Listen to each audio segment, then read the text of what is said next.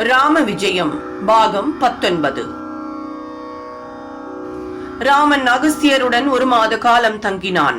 அந்த சமயத்தில் அகஸ்தியர் ராமனுக்கு சில அஸ்திரங்களை தந்து தக்க சமயத்தில் அவை உதவும் என சொன்னார்.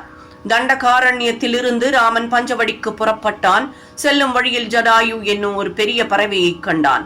நீ யார் என ஜடாயு ராமனை கேட்க, சூரிய வம்சத்தை சேர்ந்த தசரதன் என்னும் அரசனின் மகன் நான், என் பெயர் ராமன் என பதிலுரைத்தான். கஷா என்பவரின் மகன் நான், எனது மாமனின் பெயர் சுபர்ணன், என் பெயர் ஜடாயு, உனது தந்தை எனது உயிருக்குயிரான நண்பன், சுக்கிரனுடன் அவன் செய்த போரில் நான் அவனுக்கு உதவி செய்தேன், அதனால் அவன் என்னை அவன் தனது சகோதரன் எனச் சொன்னான் என ஜடாயு சொன்னான். ஜடாயுவை கட்டித் தழுவி அவனது ஆசிகளை பெற்ற பின் பஞ்சவடி நோக்கிய தனது பயணத்தை தொடர்ந்தான் ராமன். பஞ்சவடியை அடைந்து லக்ஷ்மணன் நிர்மாணித்த பர்ணசாலையில் ராமன் சீதையுடன் வசிக்க தொடங்கினான். பழங்களையும் கிழங்குகளையும் சேகரித்து லக்ஷ்மணன் கொண்டு வர மூவரும் அங்கே தங்களது நாட்களை கழித்தனர்.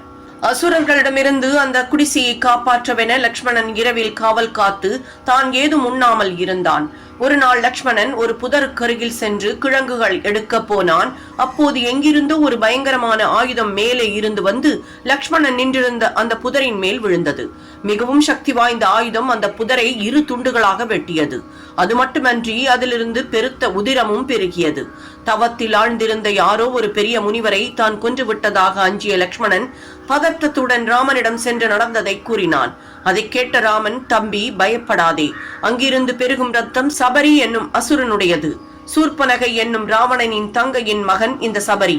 சிவனிடமிருந்து பெறற்கரிய ஒரு அஸ்திரத்தை பெறுவதற்காக எவரும் அறியாத வகையில் ஒரு கடும் தவம் செய்து வந்தான். அவனது தவத்தில் மகிழ்ந்து சிவனும் அவன் கேட்ட அந்த ஆயுதத்தை அவனிடம் அனுப்பி வைத்தார்.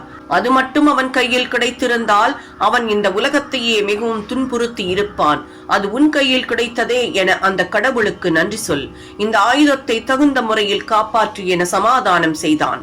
அதை கேட்ட லக்ஷ்மணன் மிகவும் மகிழ்ந்து களிப்புடன் தனது பணியை தொடரலானான்.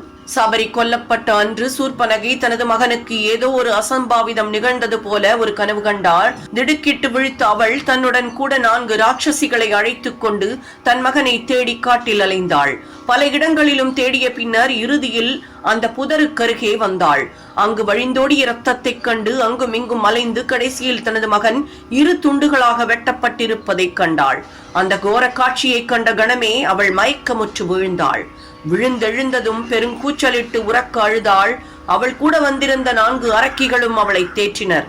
தனது மகனின் உடலை எரித்த பின்னர் இந்த கொடுஞ்செயலை செய்தவனை தேடிச் சென்றனர். ஓம் ஜெய் ஸ்ரீராம். ராம விஜயங்கிற அற்புதமான இந்த பதிப்பை இதுவரைக்கும் தமிழ்ல இப்படி கொடுத்திருக்காளா அப்படிங்கிறது தெரியாது. ஆனா ராமனுடைய அவதாரம் ஏற்படுறதுக்கான காரணம் அதற்கு முந்தைய நிகழ்வுகள் எல்லாம் ரொம்ப ரொம்ப சுவாரஸ்யமானது. பல பேருக்கும் தெரியாத பல உண்மை சம்பவங்கள் இதுல அடங்கி இருக்கு.